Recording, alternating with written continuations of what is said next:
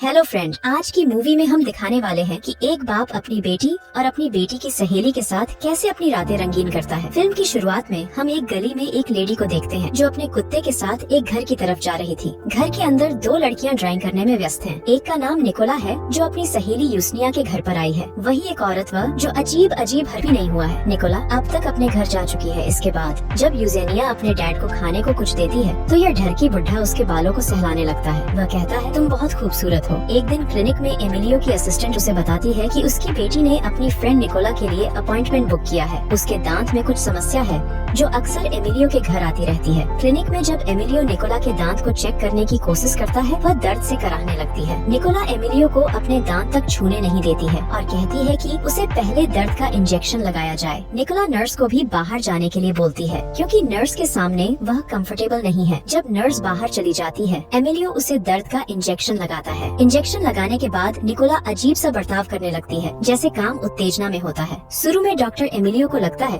कि शायद इंजेक्शन के कारण ऐसा हुआ है, परंतु ऐसा नहीं है। वह एमिलियो के साथ गपागप करना चाहती है। उसके बाद निकोला एमिलियो के साथ जबरदस्ती चुम्मा लेती है और अपने कपड़े उतारती है। इस बर्ताव से एमिलियो भी उसकी गुफा में अपना सांप डालना चाहता है। इसके बाद क्लिनिक में ही दोनों गपागप शुरू कर देते हैं। कुछ देर के बाद एमिलियो को एहसास होता है कि उसने निकोला के साथ गपागप कर। फिर इसके हवस के इस पुजारी ने खिड़की से बाहर निकोला को जाते हुए देखता है। इस घटना के बाद अगले टेबल पर नाश्ता करते हैं, पर एमिलियो और निकोला ऐसा बर्ताव करते हैं कि जैसे उनके बीच गपागप हुआ ही न हो। यही यूसनिया की माँ ने उन सभी के लिए कुछ बनाया था। यूसनिया तो उसे खाती है पर निकोला को ये पसंद नहीं आया। यूसनिया को अभी तक नहीं मालूम कि उसकी बेस्ट फ्रेंड उसके फादर के साथ गपागप किया है। बाद में यूसनिया की मॉम अपने यंग डेज के बारे में बताती है कि किस प्रकार से एमिलियो और उसका संबंध हुआ था, कैसे उसके फादर ने उसकी माँ को प्रपोज किया था। वह कहती है कि तब का एमिलियो और आज के एमिलियो बिल्कुल बदल गए हैं। एक दिन निकोला यूसनिया के घर पर आती है। इसके बाद निकोला अलीशा से मिलती है। अलीशा निकोला को एक गाउन पहनने को देती है